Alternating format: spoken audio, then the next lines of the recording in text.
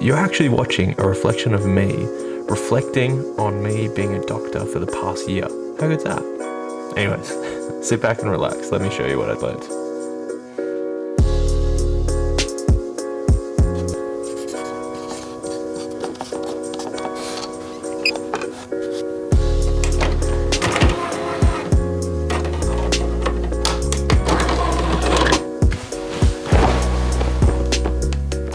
When I first knew that I was going to become a doctor, I was scared. It was like the most nerve-wracking thing in the world. And it sort of dawns on you that I'm actually going to be having this responsibility of looking after people, responsible for their medical conditions, for their health and for their safety. When you first come to grips with that, it can be super scary. So after the initial fear and anxiety and apprehension, you actually get this wave of excitement come over you. Because for most people, including me, it was 7 years that I've dedicated to studying, to getting through this far, and finally get to the stage where you're getting the reward for all your effort that you've put in. It's like this weird balance of having this fear and apprehension on one hand, and then this sheer like elation on the other. It's very much up and down when you're at the end of med school. And then you start your first day as a doctor. You go back to being at the bottom of the food chain. You feel like you know nothing at all and everyone around you is so much more experienced. You're down the bottom and then everyone else is above you. So that is a completely normal feeling that I definitely felt. But to be honest, my first day probably wasn't as bad as some other people's.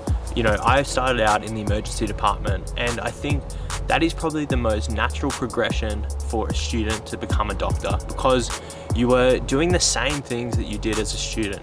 You know, you were taking a history, you're doing an exam, you're ordering some basic investigations. This is how they teach you how to think in medical school. If a patient comes in with chest pain, what questions do you ask them? What signs do you look for on examination? And what initial investigations would you order? And then once you do this, you run it past a senior clinician, like a consultant or a registrar. That senior clinician actually helps you so much in guiding the treatment of that patient. So for me at least, I felt like I was working in the hospital for the first term as like a paid student almost, because you were doing the same things that they teach you how to do in medical school. But it does get a bit more tricky from there. First two rotations were ED, so the emergency department, and then my second was psychiatry. And I think those are two very easy rotations for a first year doctor to do, because there's a whole lot of senior support. So anytime you feel a little bit uncertain or unsure of something, you can always turn to a very senior, experienced person to help you with that problem. But as you all know, all good stories have to have a little bit of adversity or a problem or something you need to overcome. And I think that's what happened to me about halfway through the year. In the third rotation, that's when I had general medicine, otherwise known as Gen Med. And my third rotation actually felt like the first time I was working as a doctor. I was doing ward rounds, I was, you know, typing notes on a computer, I was making a lot of referrals and consults to other specialties. I had discharge summaries to do, all these jobs that I didn't have to do for the first half of the year really. And the time the third rotation came around, probably about this time last year, so about June or July, and it was very much a shock to the system.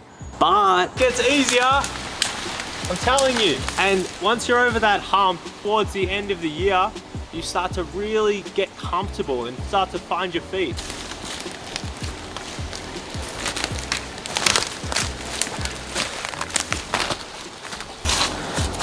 Once I was done with 3 rotations for the year, I had only 2 left.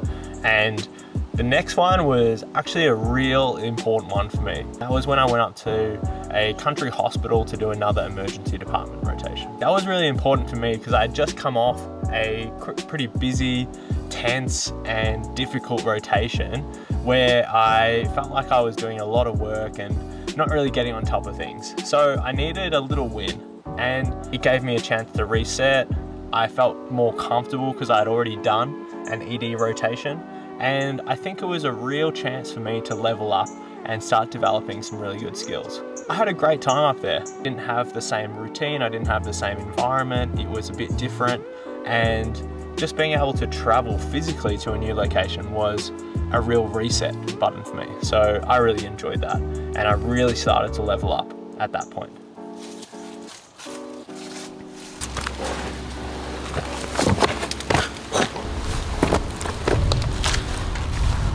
So the final rotation of internship was my surgical rotation. I actually finished off with urology, which I didn't have any expectations going into it. I had heard that surgery was a bit full on, and especially as a first year doctor, I didn't really want that really difficult start to the year. So I tried to preference something where the surgery was a little bit later in the year, after I had found my feet a little bit. But to be honest, I had no idea that I would love it so much. It just shows that, you know, you can't just rule out a career in a certain specialty as a student. Get quite a different perspective of what that specialty is when you're actually as a student rather than working in it as a doctor. So I think really be open-minded with all the rotations that you have during your first year as a doctor, and maybe don't close off some of those rotations when you're a student. To be honest, at the end of the year, you know, urology was a really good fit for me. I really enjoyed the people. I really enjoyed the way the unit works as the unit's structured, and I really found myself leveling up. It's the way I finished my year off. I felt like I was becoming like a resident for the first time, and that was a really big thing for me, I think. If I compare how I felt at the end of the year to what I felt at the start of the year, I know it was like a massive difference. So to have that feeling and that validation from the people I was working with that I was doing a good job, and that, simple as that sounds, like it's just that little thing of validation that maybe some of the first year doctors actually need to give them a big push in the right direction. You know, a lot of the work that you do when you first start out as a doctor, you have this overwhelming sense, could always be better or be smarter or know more or manage situations a bit better. And there's probably not a whole lot of positive feedback that gets passed on, and maybe to the entire group of doctors as a whole and medical students, they are overwhelmingly high achievers by nature. And if the only feedback that people get, even if they are really good at what they do, if all the feedback that those people get is negative, then I think it puts you in a real bad state of mind. And so you just need to flip things a little bit, make sure you give some positive feedback to others, make sure you get some positive feedback. And look, end of year, there's some good bits in my first year, and there were some challenging bits, but overall I finished off the year pretty well. And yeah, you start to get that feeling of becoming a resident.